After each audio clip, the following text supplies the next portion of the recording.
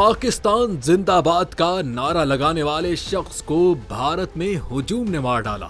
بھارت میں پہلگام واقعے کے بعد انتہا پسندی اپنے عروج پر ہے۔ پاکستان زندہ باد کا نعرہ لگانے والے نوجوان کو ہجوم نے تشدد کر کے مار ڈالا۔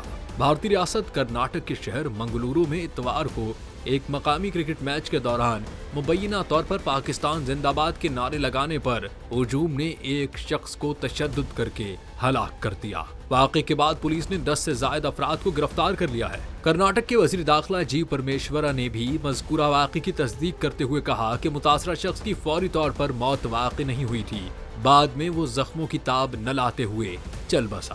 انہوں نے کہا کہ واقعے کی تفصیلی رپورٹ کا انتظار ہے، جبکہ ملزمان کو گرفتار کر لیا گیا ہے۔ مجھے اطلاع ملی تھی کہ مذکورہ شخص مقامی کرکٹ میچ کے دوران پاکستان زندہ باد کا نعرہ لگا رہا تھا، جس کی وجہ سے ہجوم نے اس پر تشدد کیا۔